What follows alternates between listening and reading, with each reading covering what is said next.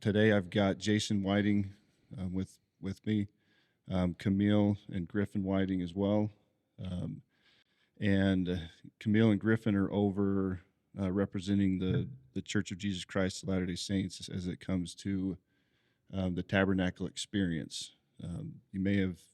Some people in the community may have seen some of the signs, some of the banners out for it. Jason is, with the Church of Jesus Christ of Latter-day Saints. One of his callings is a community representative or a communication representative. Is that correct? Yeah, just with communications. So helping to kind of share some of the different things going on and the good things that are happening inside the community. Let's talk about what is the tabernacle experience and kind of how it came about. So the Old Testament tabernacle experience is a life-size, like to scale model of exactly what you read in the Old Testament. And there's several different traveling tabernacles. I think there's 7 or something like that. The one that we're getting was built by a stake in Colorado. They're like the host stake for it. There's one at BYU that they use off and on, but it can't leave the state of Utah. So the one that we're getting has been to several places. And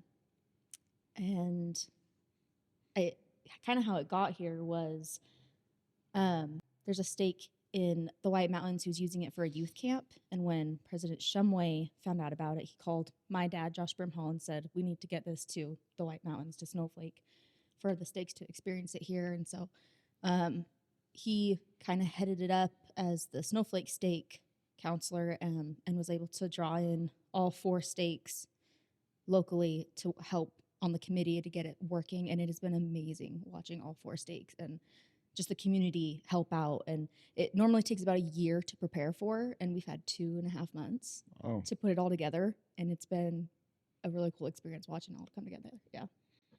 Yeah, I mean it's been a really there's a lot to do, the logistics of getting it here and the setup and the takedown and tours all getting scheduled, and there's no they sent a little bit of information as far as like, here's kind of what we've done, but everywhere's going to be different, and we don't know the amount of people that are going to come, so we're kind of preparing for a couple hundred to a couple thousand to like some I was watching one video of somewhere else they did it, I think in St. George, and it was like 100,000 people went through. So, we're not expecting that many, but it's hard to know how many. So there's a lot of things to think about as far as how many tours can go through at once, and so it's been 2.5 months of just like every week there's a million meetings trying to figure out exactly what we're going to need to do.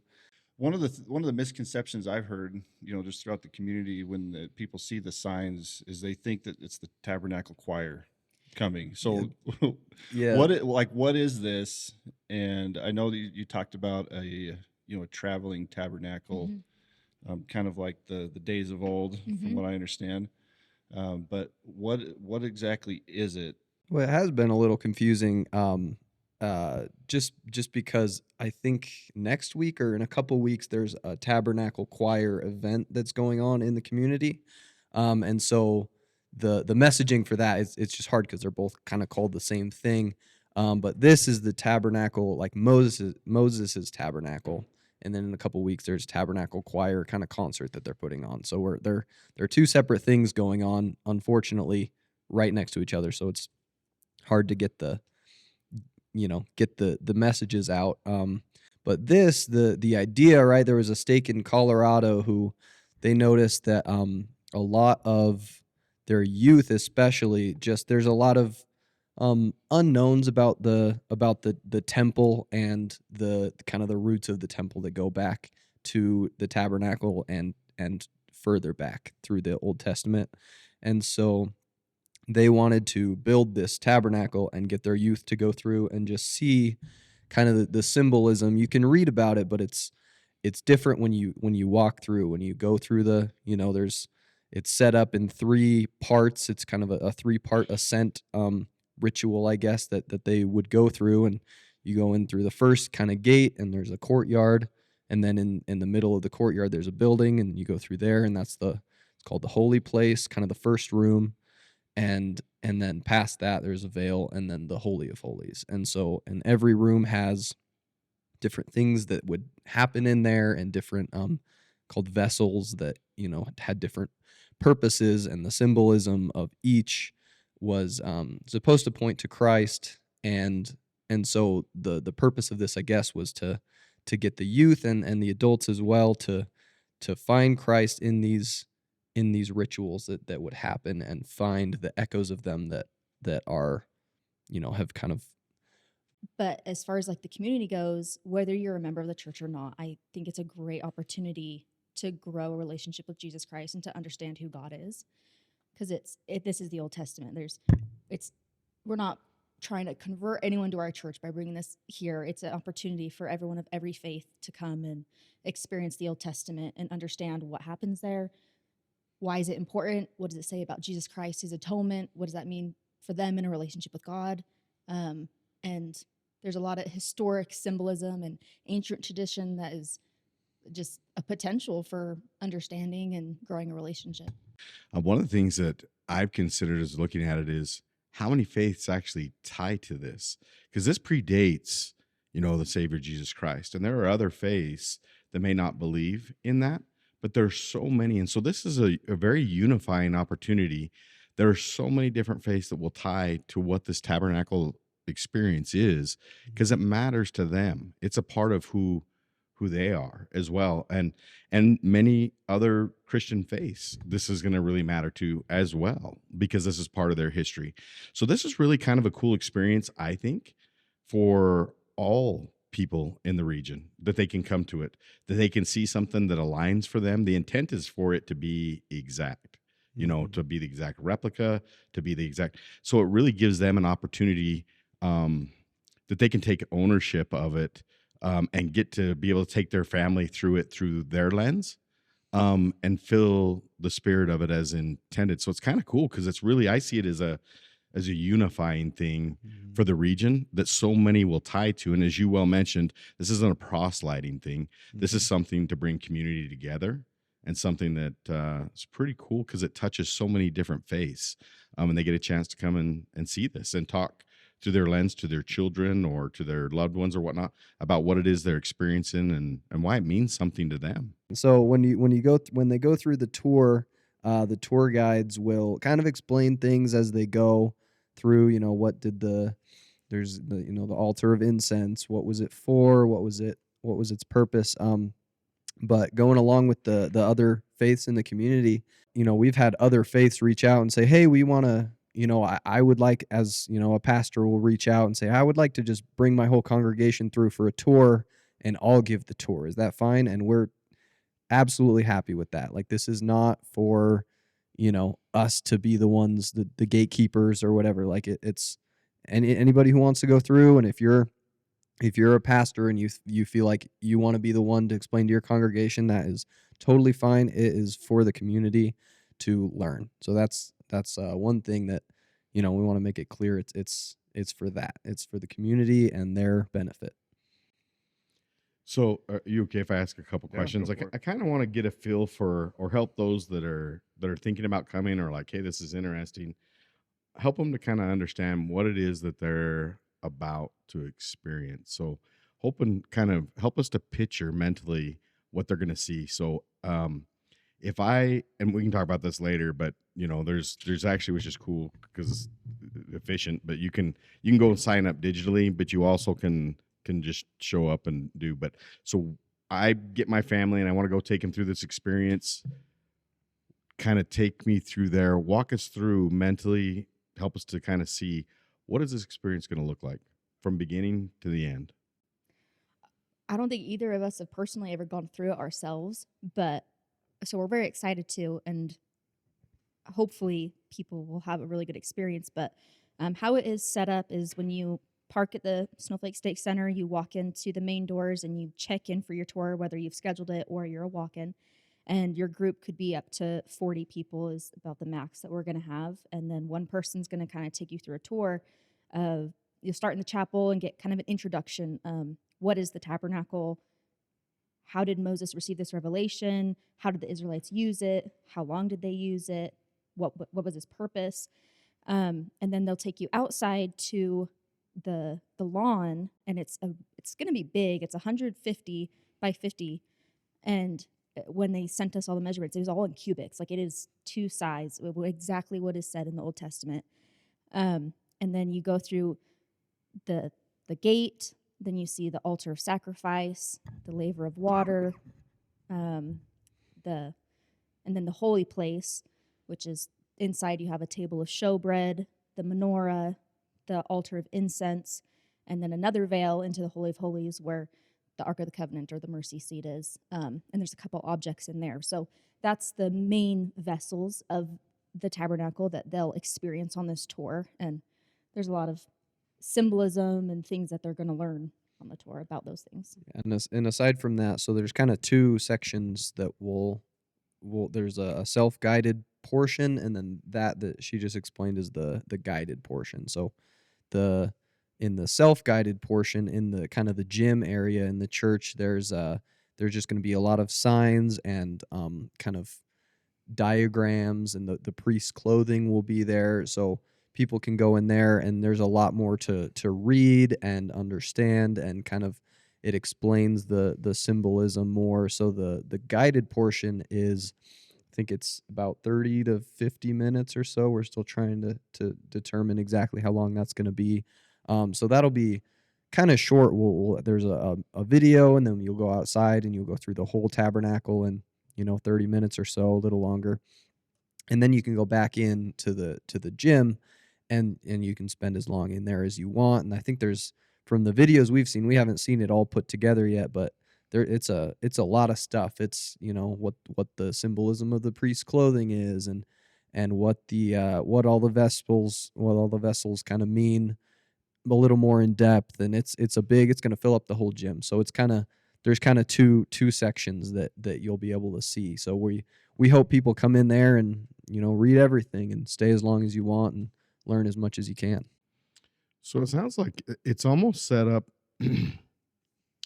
on one side like a museum that you can walk through that has art, like exhibits. Exhibits where they can learn about what they're about to see, or what they just saw, depending on when they go look in there. And then they're going to kind of actually walk through the tabernacle, and it should feel and look like what it may have during that time. It's built to scale. It's built to, so like if you're bringing your kids, what do you see? What parts of this do you think really kind of would excite kids or help them to understand better? Is there anything that stands out there? I think one of the cool things, I mean, there's, so like on the gates of the initial, right at the front of the tabernacle, and then the veil, like there's, they have all the colors. There's 4 colors that the veils are made out of, and then you go through the veil to the Holy of Holies. Same thing. It's those veils, and the priest's clothing matches, like, and it's, I don't know, when I kind of pictured it, reading as a kid, those are kind of, in Exodus, they're kind of long, boring chapters when you're a kid to read, and it's hard to picture, and it just kind of sounds like a tent. It's hard to understand what that would look like. So from the videos I've seen, and then I think really being there, it's just an immersive experience. It really, like, if you know anything about what happened there from the Bible, like, I'm hoping they'll just be able to really put themselves in, this situation. You'll hear, or I guess you would hear, animals bleeding and like bleating, not bleeding. Sorry. What's bleating mean? Like bawing, like so the noises, the sounding of animals. The noises they make. I realize when I mean, I guess you'd probably hear both, comment. But I figured I'd make sure. But all the sounds and the smell, the incense altar is, incense has a certain smell, and we won't have burning incense, but we'll have, I think it's a humidifier that will have the smells of, so you'll kind of go into that room and you'll smell, and the bread had some frankincense spice mixed into it. And so we're hoping to just like make it immersive, get the smells and the sounds and the light and just everything kind of how it would have been, to really help immerse the youth and the adults and everybody, the kids, into how that experience would have felt, It may not 4,000 years it may ago. not be as exciting as Disneyland, but Yeah. like I think for kids, they're very curious, and so when you're there seeing it in person, hopefully it'll make them ask more questions. But like a good way I kind of thought of it, I'm trying to make like a scavenger hunt or some sort of paper that the kids can take through to like just make it special for them. But we love the Prince of Egypt, and so in my mind, like this is what happens after the Prince of Egypt when he comes down from Mount Sinai and he has the tablets, the commandments. Then what? And then they're going into the wilderness, and this is the tabernacle that they used for 400 years until the Temple of Solomon. And the Lord promised that he would be with them by sending a cloud by day and a pillar of fire by night to show his presence was with them. And so I don't know, this is just what happens after the Prince of Egypt. So like in a kid's mind, that would be how I would understand it. But I hope they have a good experience, and we're going to try to make it cool for them. Well, see, thank you for sharing that. That kind of took me mentally there and actually kind of made me smile a little bit as I thought of how kids could actually receive this and experience it. I'm going to ask a follow-up question because I got to imagine you guys have spent a significant amount of time in preparation for this. And as a result of doing that, I suspect that it's triggered some thoughts and some feelings of your own. That's what's fascinating about this, because there's so many different religions, so many different things that all tie to this. They're going to come bringing their own life experience and studies to this and connect to it, hopefully in some way that helps their own spiritual journey and whatnot. But as you guys have been preparing for this, and as you guys have, what stood out to you, if you're comfortable with sharing, like, I imagine each of you had your own special experiences and connecting with this. Do you mind sharing? It's not a super complicated building. It's a few simple steps into the presence of God in the Holy of Holies, but how much complexity can be brought into there. Like one thing I was thinking about was, in the Bible it talks about how the veil, like I said, and the priest's clothes are made of the same stuff, so that you're meant to think like the priest is wearing the veil in some way, right? And so that's the high priest wearing the veil, and you go through the veil to get into the Holy of Holies. And then in Hebrews, right, Paul is talking about how Jesus Christ is the high priest, and he's the veil. And so you go through Christ into the Holy of Holies, and those symbols, there's endless complexity and depth as far as that goes. But just a simple thing is like the whole time, right? Like Christ is the high priest, and he does all the sacrifices, and he is wearing the veil, and through that veil you get into the presence of God. And I don't know, I like that there's a lot to think about as far as that goes. And I like that there's, even though it's a simple building, God can say so much in something so simple. Thanks for sharing your personal experience on that. I was so excited to be a part of it, because, well, my dad got voluntold to be put in charge of getting this brought here, and he was just kind of telling me a little bit about how much work it was going to be, and he told me what it was, and I was like, oh, like I want to do this, like put me on this, I'll be your secretary, whatever you need, we'll make it happen. And I mean, we had a 10-month-old at the time and another baby on the way, which was a lot, but I served my mission at Temple Square, where I gave tours every day about the temple and testified of the temple, what happens there. So to me, I was like, this is my jam. I'm all over this. I would love to participate in this. And I know the miracles that come from experiences like this, whether you're the tour guide or whether you're the person experiencing it. And my mission was especially cool in the fact that I learned a lot about the House of Israel. Their studies of this and have a direct connect experience, and that's really what I understand kind of the intent of this is to bring people together and give them an opportunity to look through their lens and connect to God. And so very, very cool. Thanks for sharing some of that and helping us to kind of understand a little more about what they would experience. Absolutely. One of the things that I love about this, and just hearing you guys talk about it, it's just so exciting to me. A couple months ago, I saw a video that Colorado stake had put together showing it, and I felt connected with it. And I'm like, this needs to happen. We've got to make this happen, and we've got to try to get as many people there as we can. For me, there's not too many stories that are as iconic as the story of Moses and the children of Israel. Yeah. That's been passed down from generations. I mean, the foundation of the children of Israel, and leading into Christ coming, and then even today, that it's talked about in every Christian faith, and it's important to every Christian faith because the miracles and the symbolism and all the things that it teaches and brings, it connects us with something that's real. And for me, one of the things that I'm most excited about this, and we talk about the youth and people that are going to come and experience this, but in the world that we live in today, we almost have to see it to believe it, and we have to experience it to make a connection. It becomes more real.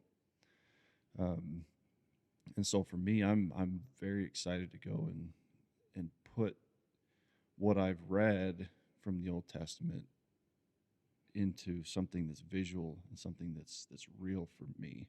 Yeah, it's going to be at the Snowflake Stake Center here on Main Street. It's that really old church building right there on Main, right. By the Snowflake Monument. Yeah, right. A couple The green blocks roof. past the old Circle K, kind of that Okay. big old brick building with the big lawn.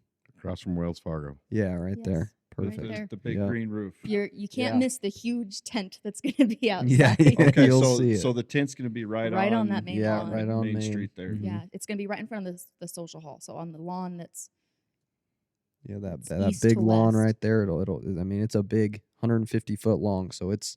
We were measuring it out, and I was like, "Oh wow, this is way bigger than I thought." There's so much that went it's gonna into be it. hard Like to the miss, the I think. gate always had to face east in the scriptures, and so we were like, "Hey, we have to try to make it face east on our little portion of property we have right here." Mhm. So we're making it work. But so it'll be there. It opens to the public Monday, the 11th, and then Of May, right? of May. Mhm. Yeah. So, so that, it's so just this coming upcoming Monday. Monday. Wow. Yep. Monday. Yeah, Yeah. it's getting here today, and we're starting set up this weekend. Hopefully by Saturday night, it's all ready to go, and we'll have the tour guides walk through on Sunday and make sure everybody's comfortable with how things go. And then Monday it starts, and it'll go till next Sunday. Yeah, tours start at 10 a.m.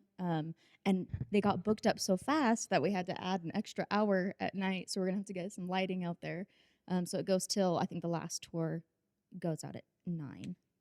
So 10 to 9, Monday through Saturday, and then Sunday we can't do it all day because church happens in that building, and so we'll open it up. I think 3 to 9. Yeah. Very And then cool. you can schedule a tour on Eventbrite. They're free tickets. It's just you reserve a time slot, or you just walk in. Yeah, and we'll walk-ins take are your ticket. definitely Yeah, welcome. The Eventbrite thing was just to get get a good general idea. idea of how many people to expect. So walk-ins for sure welcome. If you really want to go and you can go during the day, it's going to be easier to get in during Yes, the absolutely. day. So How many people are involved? Like, what kind of an effort has this taken? You talked about a year normally, done in 2 months. I get to see from a little bit of a distance what's happening, and I'm in awe at like people coming together to bring people together. But can you share like give a little insight to how many people are involved? And yeah, I'll do some rough estimates here. So on the committee, right, that was her dad, Josh Brimhall, he was kind of the chair of the committee. He got put in charge of the whole thing. And then we brought representatives from every stake in the area, all 4 stakes. And I think they tried to do 2 representatives. So there's about 10 or so people on that committee. And then in their first meeting, we kind of looked at all the responsibilities that everybody was going to have. We need like 24-hour security. We need nursing station for, any emergency that might come up. We need tour guides. So somebody, in charge of setting up the tours and the schedules. And we need just other logistics, of day-to-day running, setting up everything in the morning. And so every one of those stake representatives went back to their stake. So like the the security guys, I don't know what the final count has been, but 24-hour security, I think they're running 4-hour shifts, 2 security guards at night and then 1 during the day. So that's, I don't know, 10, 20, 30 people there. The tour guides, I think we were aiming Almost for like 100 or 100, so. I yeah. think we came up just shy of that so far. And then I think they have some volunteers for nursing, and that's kind of been the really cool thing that we've seen is all 4 all 4 stakes were represented on the committee, and then they went and we have our responsibility now, so we go to our stake and we say we need this many people to cover security or to cover this other thing. So it's hard to say how many exactly, but I would say it's 100, 200 people so far that have had big or small responsibilities in getting this set up and going. Yeah. When I asked my dad, he couldn't be here because he's meeting the group bringing the tabernacle. But I was like, what do you want me to talk about on your behalf? Like, what is something that you were passionate about that like you saw that you really liked from this tabernacle? And he said the coolest thing that he noticed is how well the stakes work together. From being born and raised in Snowflake, I was like, sometimes you have that Snowflake Taylor like headbutting or this is our responsibility, that's your responsibility. It has been amazing how well everyone has worked together and just great friends and just amazing collaboration within the church and within the community. And I think that was a relief for him being a member of the stake presidency and like being a little worried, bumping heads or stepping on toes or I don't know, extending invitations and assignments. But it has been awesome, and he's really appreciated how well the community has helped with that, and Snowflake and Taylor working together. Great example of how even in preparatory it's bringing community together.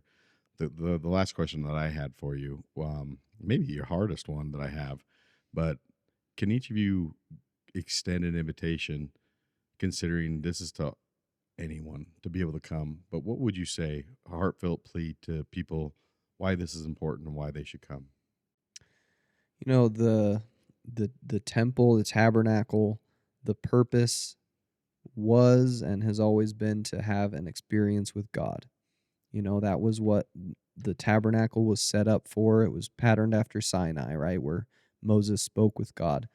And so that's what has always been understood as really the ultimate purpose is to, that's where God dwells, and that's where you can go and have an experience with him. And so, this isn't the tabernacle, but we're really hoping and praying that people can go and have a spiritual experience and have an encounter with God, so that's what I would say is, if you go in hoping for that, praying for that, having a spiritual experience where you can see God speak through 4,000 years of history is I think that's what we're hoping for. So come make it happen. Mhm. Perfect. I would definitely say that the experience is what you make of it, whether you're a youth, a kid, a parent, whatever you are, it is what you make of it. And so prepare if you can. And if you have questions, like let the Spirit speak to you, and mostly like do something after. If you feel something, if you have a question, don't just put it in the back of your mind. Explore it and pursue it, because that's God giving you an opportunity to grow. Kind of bring it back to home here a little bit. You both are from Snowflake, or I grew up in the Valley. She grew up in Snowflake all her life. I was in the Valley, went to school in Utah for a couple of years, 4 or 5 years, and then my family moved here, and I was done with school, kind of in the in between stage, and got here and met her, and we got married, and we're going off to dental school here in next month. So what you're doing with this tabernacle experience, this is volunteer, right? This is not Mhm. something you're getting paid to do. No. or- No, it was volunteer. mostly out of pity for my dad, watching him struggle on the phone with President Shumway and feeling stressed about the timeline. I was like, we will help. Your Yeah. dad needs all the help he can get. I'm just teasing. No, he's done amazing. It's been awesome watching it all come together and how Yeah. many people have helped. And one thing I can say I'm so grateful for is the opportunity to serve. And I feel like we've been given really cool callings where if you just try your best in your calling, like the Lord magnifies it and he blesses you in so many areas of your life. And we've been blessed in our callings, and just, I don't know, when you volunteer to serve, like you're blessed and you see the effects in your personal lives and in the community. Thank you guys for all that you've done. And if you'll thank all the volunteers, it takes a lot in these small communities. Everybody is required to come off the bench, whether they like it or not, it seems like. And it's neat to see how many people are willing to do. And Scott, thank you to you and your team. You guys do a lot in the community to try and support and help the community out, to highlight things like this, and really appreciate KNS and all that you guys do. So